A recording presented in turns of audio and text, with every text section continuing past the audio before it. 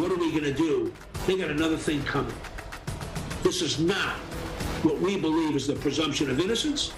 The Justice Department refuses to comment yet on the U.S. Treasury's sanctions against Apollo Quiboloy.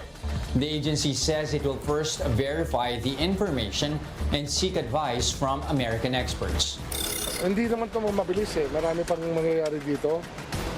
They still have to file the necessary cases. Inuna lang nila yata itong freezing of the assets. So, wait and see lang tayo. The Justice Department is not saying anything about sanctions imposed by the U.S. Treasury on Apollo Quiboloy. That is until verified information and advice from American legal experts are in. Quiboloy, of course, is accused of serious human rights and sexual abuse.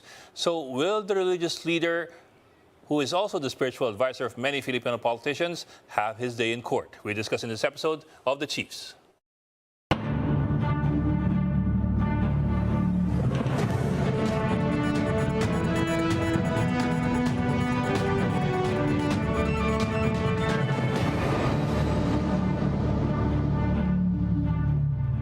And welcome to this Monday edition of The Chiefs. I'm Ed Lingao. Joining us online, Ana Marie Pamintuan of the Philippine Star from the port area in Manila, and Lucy Cruz Valdez, the head of News 5 from Quezon City. Ladies, happy Monday.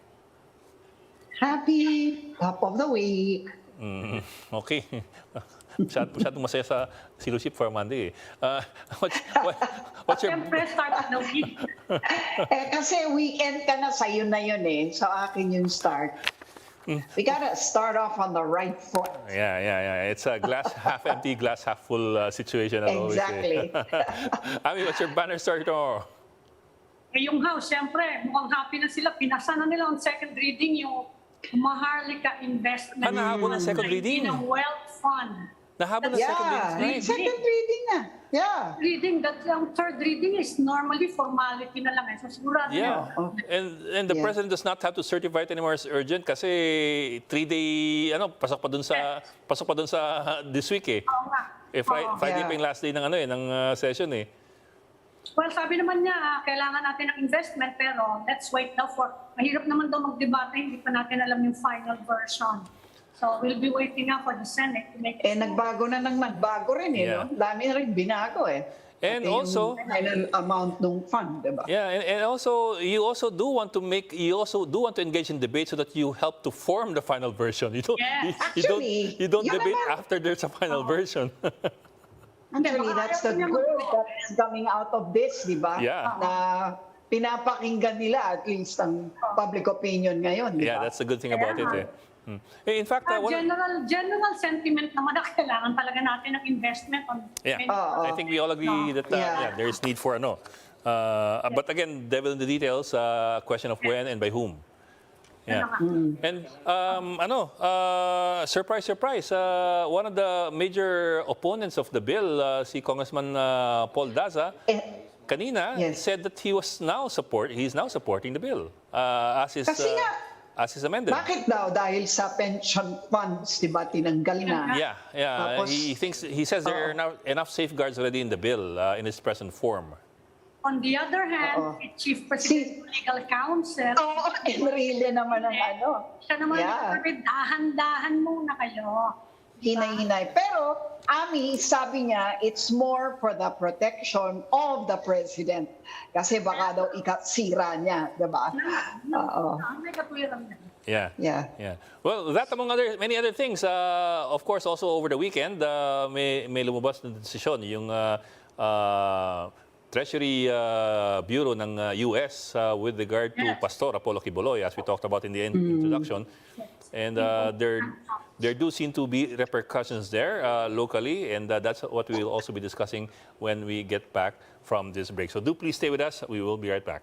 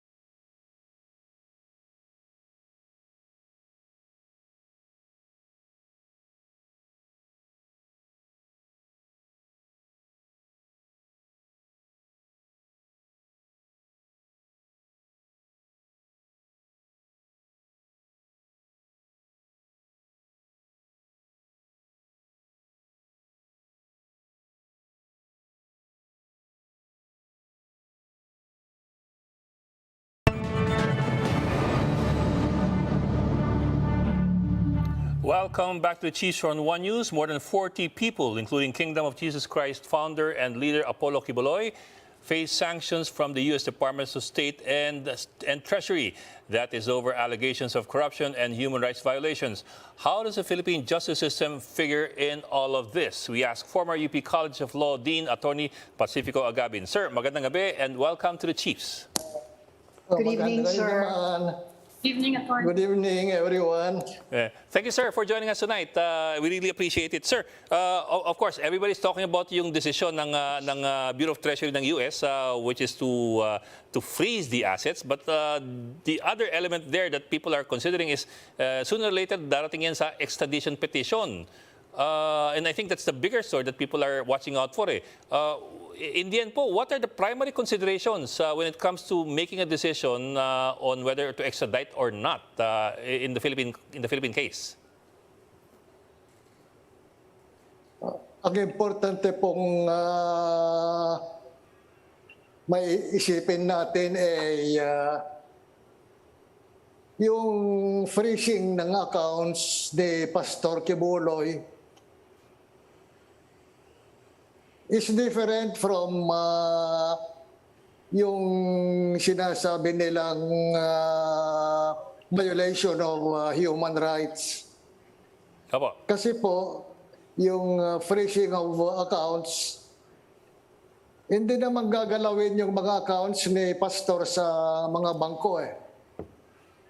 At palagay ko, mayroon na pwede naman niyang i-appeal sa Amerika yung pag-freeze ng accounts upang ma-explain niya kung bakit hindi dapat ma-freeze yung mga accounts niya.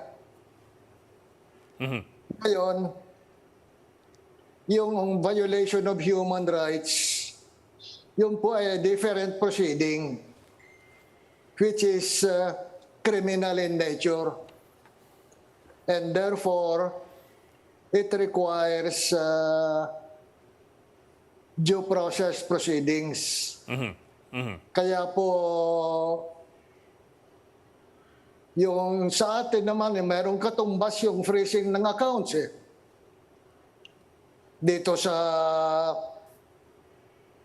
anti-money laundering Amlak po. Opo. act natin, pwedeng i-freeze ang account.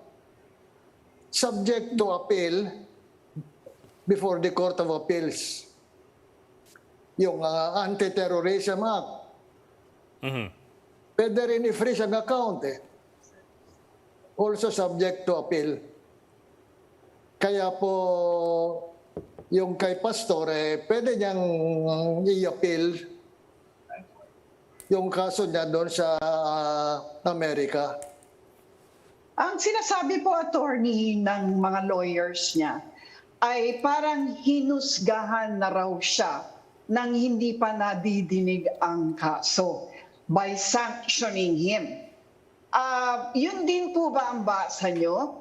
Dahil wala pa nga pong hearing, hindi ho ba? Pero freeze na yung accounts. Ano po kaya ang naging basehan ng Bureau of Treasury ng US for freezing the accounts?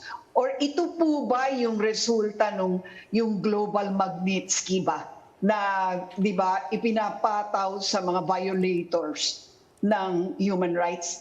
Ano po ba yun? Ano ang dahilan ng pag-freeze ng assets? Tama po yun. Ang dahilan ay kasi mayroon siyang suspicions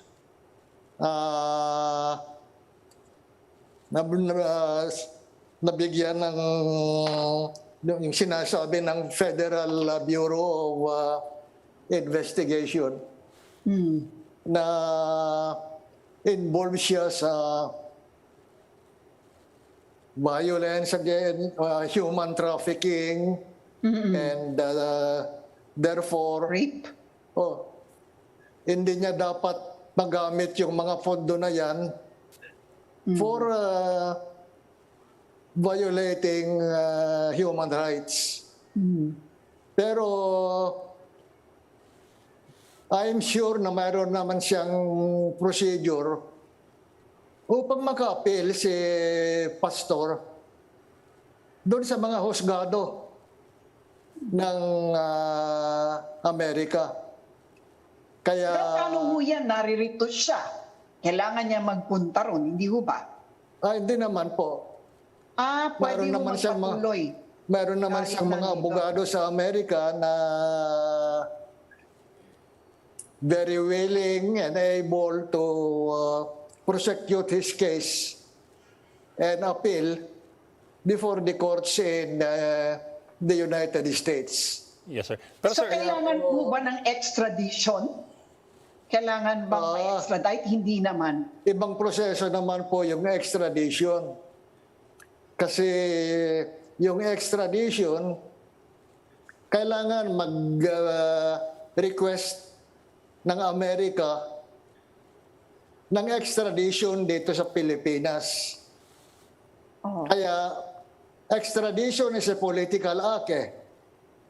So, mahabang proseso po yun kasi kasama sa request, nandun na yung mga formal charges. Nandun na yung evidence. At ipapadala ito sa Secretary of Foreign Affairs natin. Yung Secretary of Foreign Affairs naman natin, I'm sure na ikukonsulto niya ang presidente kasi ito nga this is a matter within the executive department. At kung sasabihin ng presidente hindi natin i-extradite si Pastor Quiboloy. Then, Walang mga... Amerika, medyo mahirap ng paraan ng Amerika upang ma-extradite si Pastor unless mag-appeal siya sa Supreme Court. Yung appeal yun po yun ay yung extraordinary remedy. Ang tinatawag ng mga abogado na certiorari and mandamus to prove that the President gravely abused his discretion amounting to lack of jurisdiction. Mahirap po na i-prove yung grave abuse of discretion eh. Not to mention the fact na, well, we have to take the human factor into account with respect to the Supreme Court. Attorney, yung Federal Bureau of Investigation, matagal nang nasa most wanted list niya si Pastor Quiboloy eh. Pero wala pa rin request for extradition. Yung bang request na yan under normal processes, kailangan bang may conviction o ini-extradite siya to face trial? Or pwede siyang, kung hindi siya pupunta, siyempre, baka ayaw niyang pumunta doon. Paano kung pwede ba siyang i-try doon tapos ma-convict siya, saka lang ini-extradition? Ano ba yung normal process doon? Kailangan po ma-extradite siya sa Amerika upang magkakaroon ng trial. Kasi pagdating ng request dito, sasabihin ng presidente, hindi natin i-extradite si Pastor. At hindi ako maniniwala na guilty siya. Tapos ng istorya niyan. Pero sir, hindi magpo-prosper kung hindi siya present sa Amerika. Parang ganun. Unless na mag-appeal ang Amerika sa Supreme Court natin, yun nga, gagamitin yung, they have to prove Grave abuse. that President Marcos gravely abused his discretion in refusing to extradite the pastor. Dean, So, Pero attorney ang sabi kanina ni Justice Secretary Jesus Remulla, meron daw tayong mga obligations under our extradition treaty with the United States.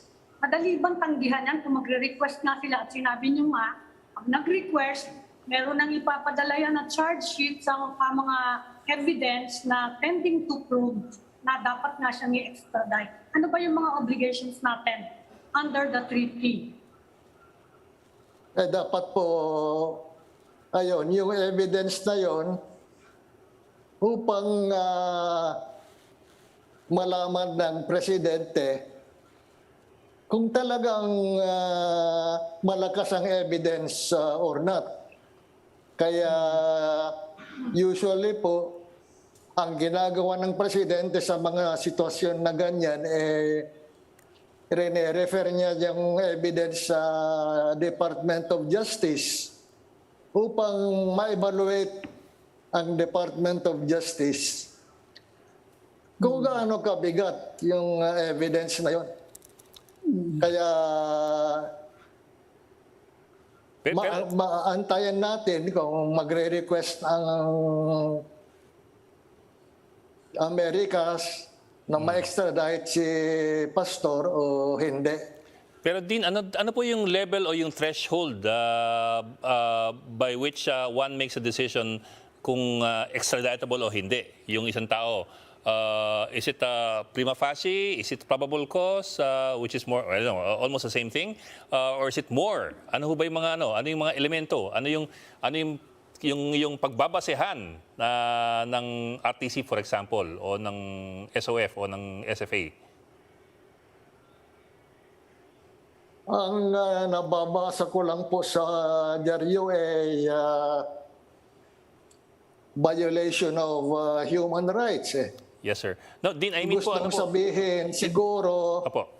Ang ibig ko po sabihin, Dean, anong level po ng... nandun sa findings ng FBI human trafficking as well as violence against women. Tayo naman, meron tayong batas against human trafficking and against violation of the dignity and honor of women. Kaya pwede pong yun ang basehan ng extradition request kung magre-request talaga ang Amerika. Well, Dean, ganito lang po. Ano po, kasi at the end of the process, as I understand it, at the end of the process, the final decision belongs to the Regional Trial Court, yung RTC. Not unless i-elevate yan sa CA o sa Supreme Court. Pero in other words, yung RTC po ay nagde-decide kung extradite o hindi eh. But that's the end of the process. What you're saying po, if I understand you correctly, what you're saying is that the beginning of the process is equally important dahil dadaan yan sa Secretary of Foreign Affairs at Secretary of Justice at doon pa lang kung i-stop na doon sa level na yon, wala na pag-uusapan. Mangyayari lang po yun kung i-challenge ni Pastor yung validity ng request sa mga husgado natin. Kaya po, marunong naman yung mga abogado ni Pastor. I'm sure that they will challenge it before our courts. Kaya mahabang proseso yon kung talagang i-challenge nila sa mga husgado natin. Kasi ang dami-daming paraan upang ma-challenge yung validity ng extradition request. So, attorney, at this point, where would you say, whose court would you say the ball is in? I mean, kasi obviously wala namang magagawa yung United States FBI and the Bureau of Treasury from where they sit unless he's extradited. So dito naman kay Pastor Quiboloy sa mga lawyers, anong legal move ba nila? May kailangan ba silang gawin? How can this proceed apart from the request for extradition? Well, kung talagang ayaw ng presidente na i-extradite si Pastor, medyo mahirapan siguro ng Amerika na mag-probe sa sinasabing violation ni Pastor of human rights. Kasi hindi po naman pwedeng mahusgahan si Pastor sa Amerika kung hindi siya ma-extradite. Habang nandito sa Pilipinas, medyo walang magagawa ang Amerika kung ayaw ng presidente na ma-extradite si Pastor. Dito magkakaroon siguro ng dilemma si presidente kung magre-request ng extradition si yung Amerika. What can the victims naman, I mean alleged victims do if indeed they want justice? What can they do from the U.S. side, or what can they do from the Philippine side if their family, for instance, is here? Well, they can file a case against the pastor here in the Philippines. And the case will be tried in our trial courts using the evidence furnished by America to the Department of Justice. Pero ito rin ang problema at if the Department of Justice says that mahinang evidence against the pastor, hindi natin i-prosecute, di walang mangyayari. Safe na safe si pastor dito sa Pilipinas unless, yun nga, talagang ma-extradite siya sa Amerika. Ang problema lang niya, yung freezing ng accounts niya ng mga bangko sa Amerika. Yes. Oo. Hindi may final na nga sa kanyang kaso dito sa Davao Dinismiss niya that's his turf Tapos, sabi ni Justice Secretary Remulla, yun na nga, they are trying to verify information related to yan na nga, yung mga akusasyon sa kanya. Ano bang pwedeng gawin ng gobyerno natin kung ganyang verifying information? What can they do pag meron silang nakuha ng verified information supporting those allegations? Anong pwedeng gawin ng gobyerno? Well, they will probably weigh the evidence and then locate witnesses in the Philippines, or they can take the deposition of members of the Kingdom of the Church of Pastor in the United States, at kukunin nilang deposition nila sa Amerika and so on, and prosecute the case in the Philippines. But yun nga, everything will depend on the vigor and enthusiasm. So pwede tayo mag-prosecute. Pwede tayo mag-prosecute kasi yung iba niyang victim, child rape yung ibang cases doon. Child rape involving Filipino children. Yung iba daw kasing bata, 11 years old na. So we can prosecute those cases tayo.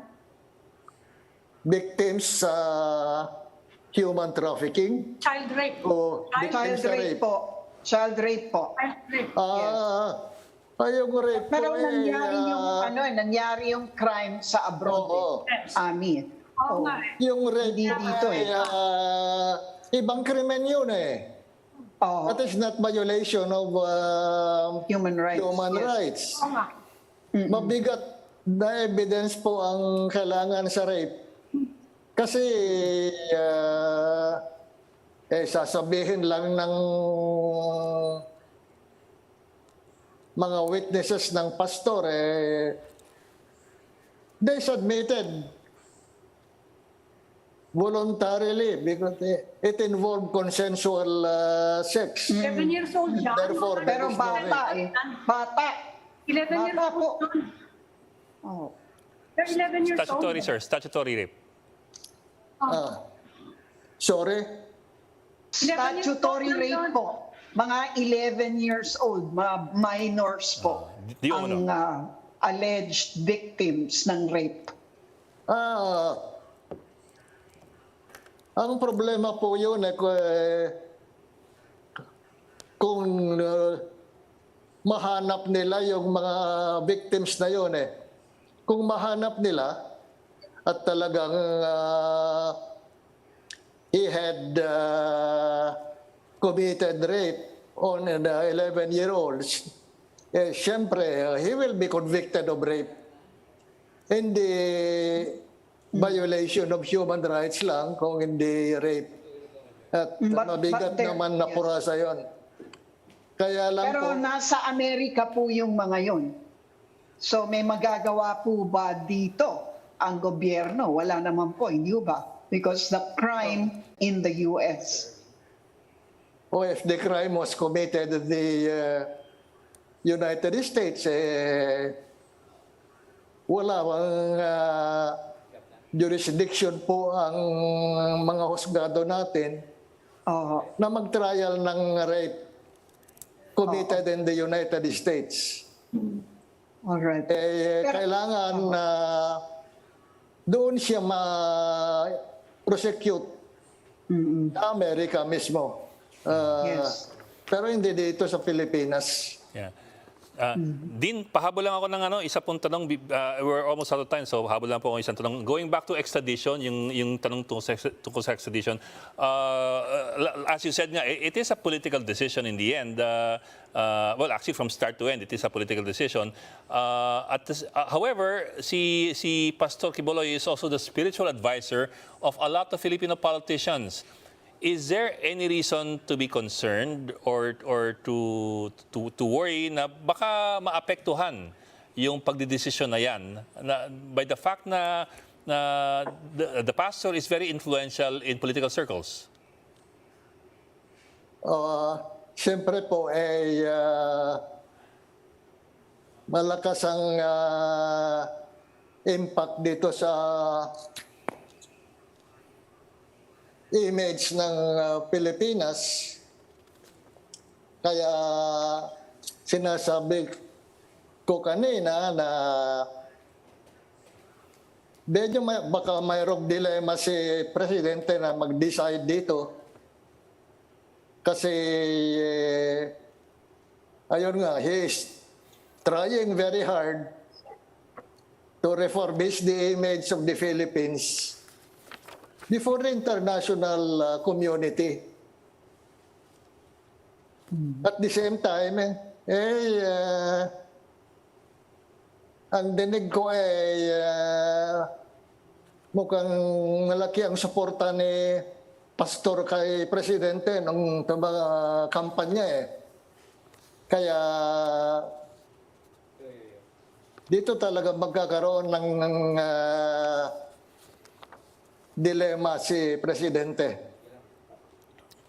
Okay. Dean Pacifico Agabin, former UP College of Law Dean. Sir, maraming salamat for joining us tonight. At ingat po parate. Thank you, sir. Thank you, Dean. Salamat po, sir. Salamat din. And we are starting up another conversation, so please stay with us.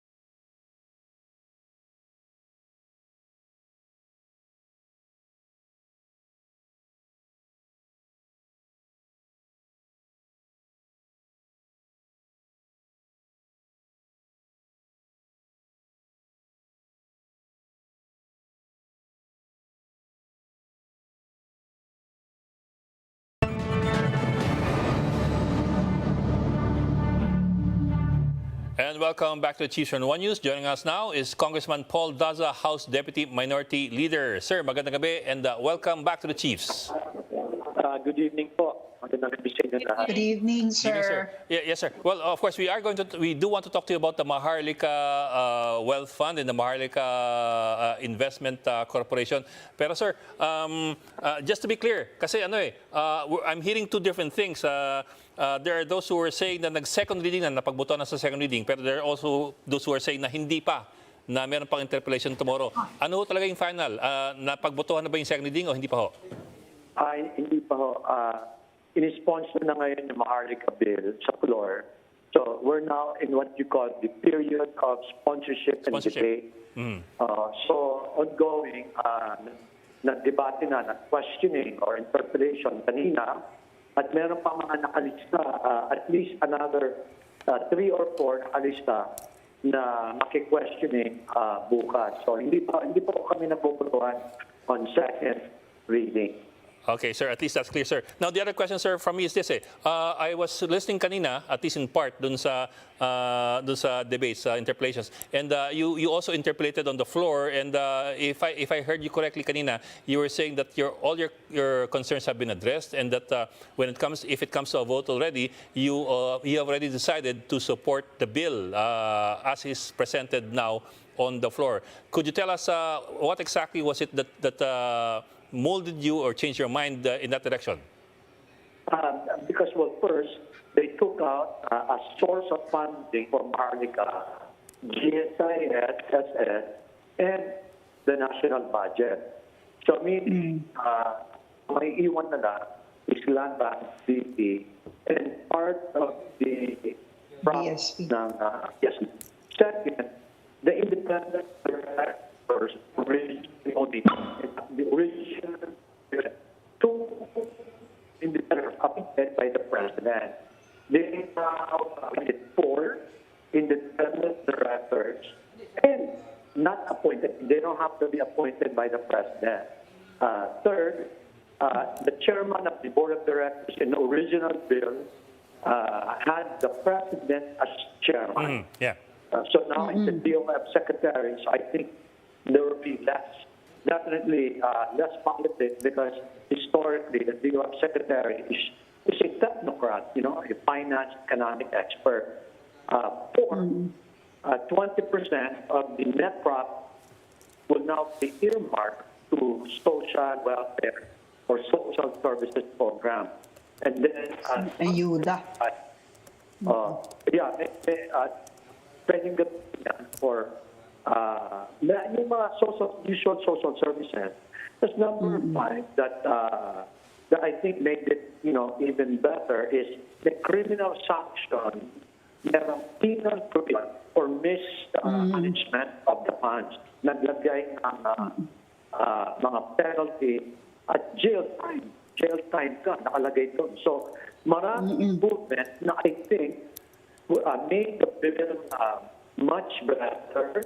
And for me personally, it addressed almost all my objections. So I have an intellectual honesty na more or less okay na yung bill. Ang ganda. Kasi yun ang kinarify na on the version 4. Kasi the bill now pending, the fourth version. So ang daming amendments na linagay na. Pero so you also had other concerns as well, if I recall correctly. Among them, wala naman tayong surplus to talk about, and wala tayong windfall profits from natural resources like oil and so on down the line, like the other countries with sovereign wealth funds. As a compromise, because Land Bank, PVP, they have in that fund. So they're already in the funds. So from a fundamental question, that's okay to be used. If you pull it together, so economies of scale, there will be more leverage for the fund manager to get better deals. And then in the latest version, I think 10% of PAGCOR 10%, yes, sir. will be included. That's good. Let's pool monies together and then with the safeguard, because there's now at least 3 levels of safeguards, if these funds are used properly, we get the best professional managers, it can make profits and it can help the country. And to me, when I like our idea, may national pride involved. Singapore has one, Hong Kong has one, mas maliliit sa atin. So I think there's some national value and global branding value to say that the Philippines is a progressive country and we have our own fund. And that's why with all the movement, I'm comfortable in voting, supporting this newest version of the bill. Pero Congressman, mayaman na Hong Kong eh. Saka yun nga sinasabi ng mga tao, di ba, na wala naman daw tayong surplus wealth. And in fact, there are even concerns about the suggestion na gabitin daw yung some of the dividends of the Bangko Sentral. And we heard that even certain officials of the BSP are against it. Ano po yung masasabi niyo doon? Ano ba yung final decision sa BSP funds? Under the latest version, on the first year, 100% of the dividend goes to the fund, and then thereafter, 50%. I think that's a reasonable compromise. I think more or less, it's fundamentally fiscally sound because these funds would be invested. And because now there's 4 independent directors on the board instead of 2, I'm confident with the check and balances that the risk of mismanagement is very, very minimal. And in fact, I can't imagine a picture that will happen. Meron din concern na it will undermine the independence daw of the Bangko Sentral. Ano naman po masasabi niyo doon sa ganon? No. In fact, reverse. Because BSP already has its own charter. They're independent.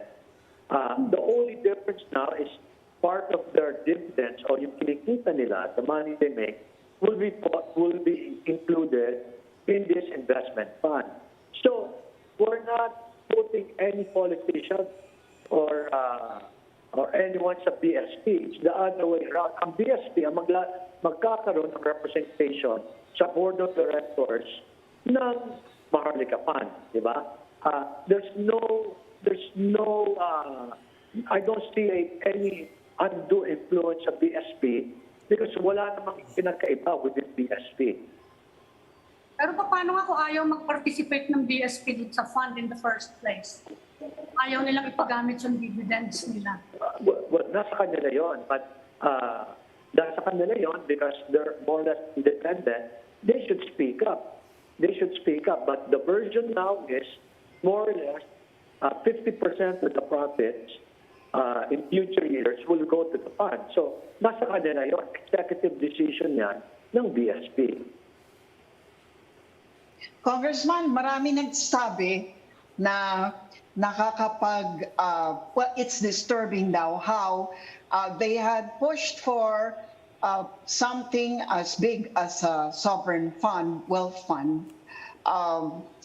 And if the public had not engaged itself and opposed it, if you had not received negative feedback such as you had, no?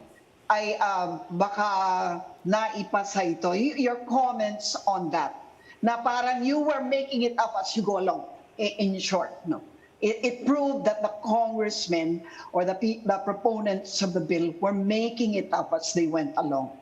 Your comments on that. Kanina I said on the record that democracy is working. You can see it. The supermajority Congress could have not listened to congressmen like me, to the public. They could have just railroaded the bill, because they could have just taken it to a vote, not listened to anyone. But in fairness, and I said earlier, give credit where credit is due. They listened to the public. They listened to stakeholders, the employees. They listened to congressmen like me. I'm only one. Many of my amendments were adopted, and I praise them. They didn't have to do that, and I think it's a good sign that at least in Congress, the legislative process worked, and democracy. You guys saw, the media saw every day the last 2 weeks how the bill changed almost every day for the better. So I think that's something the Philippines, the media, and Congress should be proud of, because it was the democracy in action for the better, and that's the outcome today. Have you heard from the business sector on this refined version of the Maharlika? I'm sorry, what was the question? The refined version? Of the Maharlika, have you heard from the business sector? Because the businessmen, at least the big business groups, were against the original version. No? I just wonder if you have heard from them on this refined or, corrected version, if you will. But on the latest version, I'm confident that most business sectors or groups will be more or less in favor, and if not, they will not be objecting anymore. And that's because many of my comments, actually, and many of my objections from 2 weeks ago, I consulted with friends of mine who were big business people. In fact, one was a president of one of the largest banks in the Philippines. I talked to investment bankers. I consulted, within my social circles and my business circles, and those comments from them, which I incorporated in my proposed amendments, which were adopted, came from business sector friends. So I think I'm confident that the objection or the reluctance will now be reduced, at least. And I think once all the details come out, if you look at it rationally, it's a much better bill, and I think most of us can support. How will the 4 independent directors be chosen, be selected? It said in the bill, independent, and they took out the phrase appointed by the president. So my interpretation, they will be private sector representatives. They cannot be presidential appointees or government officials. So somebody may propose an amendment during the deliberation to make it more specific. But definitely, I was already content that they will not be government officials. They will not be appointed by the president. They will be private sector. And I think if that provision is left as is in the implementing rules and regulations, which will be created after the law is passed, they can now specify the private sector independent directors. In my view, I would consider the Banker Association of the Philippines, BAP, representative from the Philippine Stock Exchange, which I manifested in the committees. I would even support maybe a representative from Phoenix, the finance executive of the Philippines, and maybe even academe, like an economics expert from the academe. Congressman, ang sinasabi, from the start, ang problema dyan is a trust issue, no? Public trust issue. Sa tingin niyo, sa mga amendments ngayon, you will hurdle that? On the public trust issues? From the start, yun ang problema dyan sa proposal na yan eh. It's a public trust issue. Sa mga amendments na nangyayari ngayon, you think you will overcome those suspicions, yung mga concerns ng publiko? As a legislator, I cannot blame the mistrust or the public distrust, and rightfully so, because there's been many issues in the past. And that's why I spoke up. I listen to my constituents in Northern Samar. I listen to my business friends. I listen to other members of the House and to the media. And I think there's enough now in the provisions that if it's shared to the public, it's enough there to at least minimize or mitigate the public distrust. Diba? The fact lang na tinanggal ang President sa board, ang laking bagay na yon. Second, the fact na may 4 na independent private directors, ang laking bagay na yon. And then, meron na ngayong penalty provision for mismanagement, criminal liability. I think, and then merong joint oversight ang Senate and Congress. Meron pang board of advisors, NETA, and other agencies. So, ang dami ng safeguards na I think na paglan naintindihan ng publiko, mababawasan yung distress natin, di ba? Kasi malaking pera yung pinag-uusapan and there are talaga issues. But this bill, at least on my end, as one representative who openly spoke up, even before the media picked it up, even before kinurupunin niya yan, I was speaking up na sa committee and just to be fair to the sponsors, to the majority, almost all my recommendations were adopted. So I can't see, I'm sure marami pang pwedeng improve yan, little details, but the major ones at least in-address na ng fourth version of the bill. Well, isa pang concern, bakit daw minamadali? Kahit si Chief Presidential Legal Counsel Juan Ponce Enrile, sabi niya kanina, dahan-dahan daw dapat kasi because it's a complicated issue, no? Ano namang masasabi niya, under normal circumstances, mapapasa kaya yan ng House on second reading within this week? Ganito po, no? I cannot answer kung bakit minamadali. Kasi hindi po ako nagmamadali. In fact, I openly spoke up and said, wag nating madaliin. So ang ginawa ko po, I engaged the majority, the authors, the sponsor.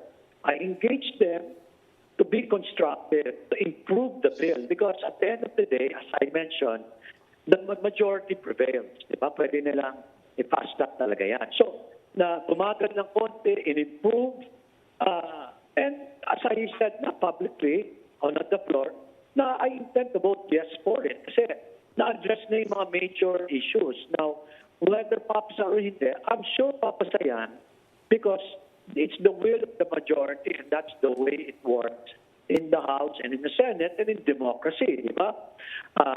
But ako, I can assure you,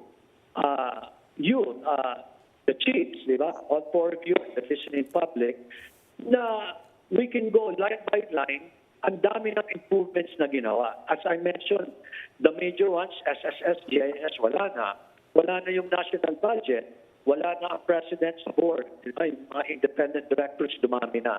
So, intellectually, and in terms of legislative work, I did my job. It's a much better bill na than the original one. And I'm hoping na with the right discourse, public scrutiny, na makikita nila na medyo may value na yung bill na yon. Pero sir, pahabol na lang na tanong. From the original 250 billion, it's down to 110. Medyo malaki yung natapyas, di ba? Will it still be able to perform as well as it was originally envisioned to perform? That's a good point. And I think that's the proof of the pudding, di ba?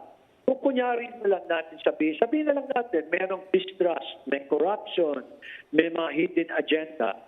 Yun na po ang pinaka-ultimate evidence na ang original plan was 250 billion. Ngayon, mga 100 na lang, 110. Diba? Kung may hidden agenda at hindi po natin ginawa trabaho natin sa Kongreso, sa media, it'd be 250 billion pa rin. So, yan na po yung sagot eh. Yan na po yung pwede natin sabihin na it's now just 110 billion dahil lininis po natin yung original proposed bill. We improved it and that's why it's 110. Now, through the years, it will grow. Bantayan po natin because pwede lumaki yan over the next few years. At to me, it's prudent na mas maliit dahil nga makaka-practice na ngayon, di ba? They'll fill up the board of directors, the professional managers, and I think that's reasonable. 110 billion in the scheme of things is reasonable for me. Okay. Senior Deputy Minority Leader Paul Daza, sir, maraming salamat for joining us tonight. Thank you. Thank you, sir. Thank you so much. Magandang gabi po sa inyong lahat.